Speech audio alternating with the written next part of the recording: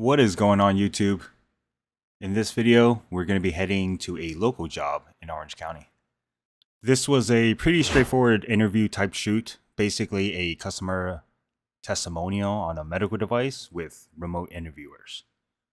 I was going to rent out a camera package for this, but it just didn't line up with the schedule. I was looking to get either a FX3 or FX30 to test it out since I'm planning on upgrading soon anyway, but since that didn't pan out, I ended up just using my Sony a7 III.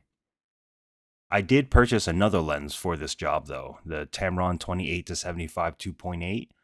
Then I sold my 18-105mm. Honestly feel like I'm going to regret that soon because of all the great qualities that lens offers.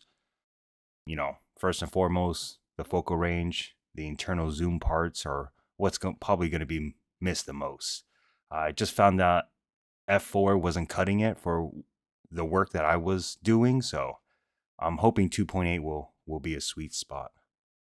I am looking to grab a few primes later too, so stay tuned for that. Please don't kill me in the comments. I know I should have sandbagged the C-stand, but I didn't think it would be an issue. So for this location, as you can see, we're shooting indoors in the customer's living room.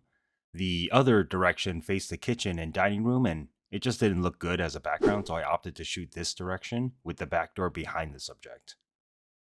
I was thinking I could bounce the light off the wall, but after checking the exposure, I realized it just wasn't powerful enough. I ended up just throwing a softbox on the key light instead. If you're wondering why I put the key light on the left side of him, it's because I knew we would be positioning the laptop on that side and we would be shooting at a 45-degree angle, capturing the shadow side to give the subject's face a little bit more depth and contrast. I also ended up throwing a LED bar on a light stand as a rim light that was positioned at his back on the right side. At this point, I noticed you could see the glare of the light in his glasses, so I'm trying to reposition the light to avoid the glare as much as possible. Now that the light is positioned, I'm trying to expose for the back door as much as I can. Unfortunately, the A7 III is only 8-bit, so I don't have any data to play with in post, so I'm going to have to nail it in camera as best as I can. I know I'll be upgrading soon to a 10-bit camera, but I think I'm still going to go out and purchase one of these ND gels. I mean, honestly, it's going to make my job a lot easier and probably take a lot less time too. As for audio, I am using the DJI mics. It was a little too late on this shoot, but I'm going to cover up the DJI logo on the transmitters.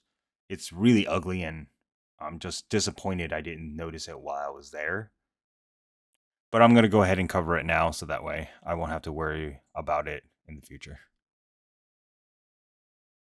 Here's what everything looked like from my POV. I did end up raising the laptop higher so the subject's eye line was a little bit more straight forward rather than looking down. For A-roll, I shot everything in 4K, and for the B-roll, everything was in 1080 120. Here's some clips from the shoot. Thanks for watching. Hope to see you on the next one.